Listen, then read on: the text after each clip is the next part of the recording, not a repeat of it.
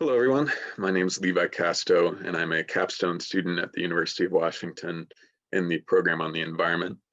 Today, I'll be presenting a little bit about my independent research on songbirds as indicator species on the Olympic Peninsula, and presenting a couple of the alternative selection criteria and considerations that I've developed through this research. Over the past quarter, I was working on a research internship with Dr. Gedora Minkova and Lauren Keene. And alongside the research I was working on with them, I was conducting this independent research. Essentially, what it seeks to understand, we know that there are some changes going on in the forest, whether that be due to our management strategies or due to climate change. We know that forests are being affected, and we know that it's best for us to be monitoring these changes to make wise management decisions. But in order to do so, we need to be using the best methodologies we can.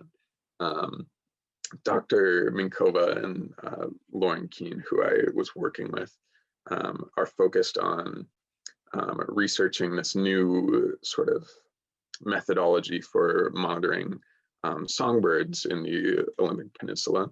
And having these songbirds act as indicators of habitat quality and function.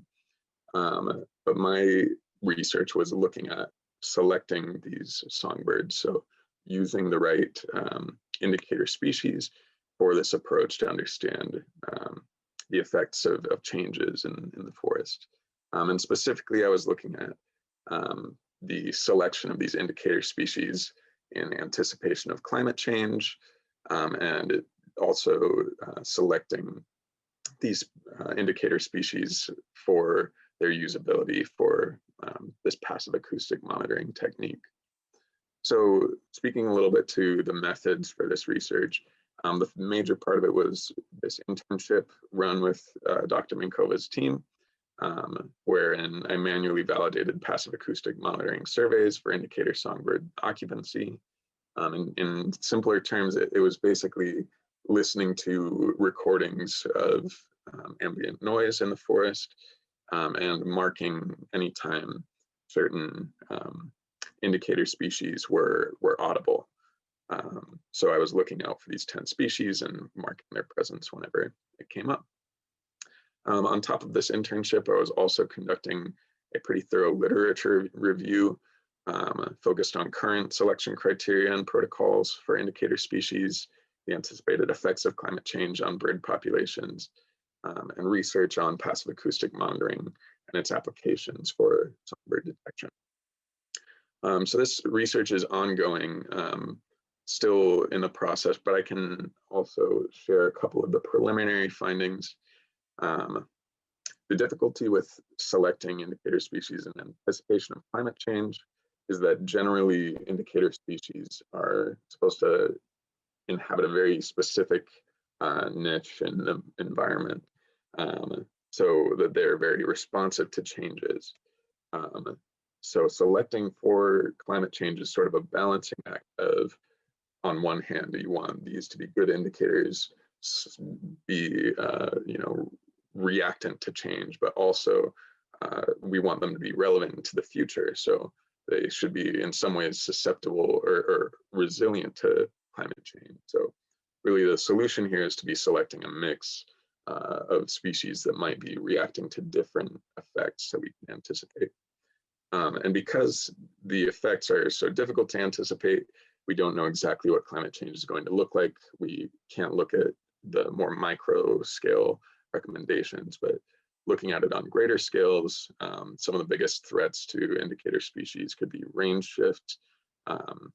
That might look like indicator species leaving the Olympic Peninsula or competitor species moving on to the Olympic Peninsula.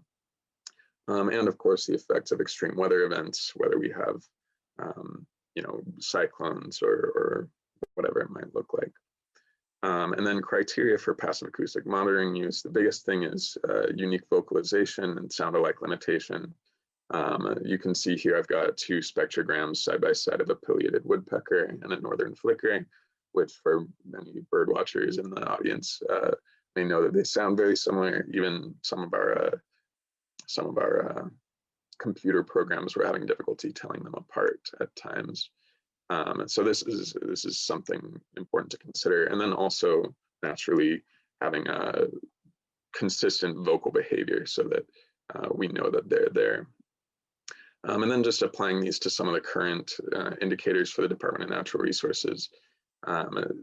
There were challenges with a few species. The Buick's wren didn't show up in any of our 86 initial surveys, so we're not certain if that's, we're fairly sure that that's because it just wasn't present, but it could also be due to limitations in its vocal behavior or something like this. There needs to be a little bit more analysis of that. Then pileated woodpecker and orange-crowned warblers, they had some sound-alikes that made things a little bit challenging. So I've suggested a couple alternative species options, but for now I'll conclude my presentation.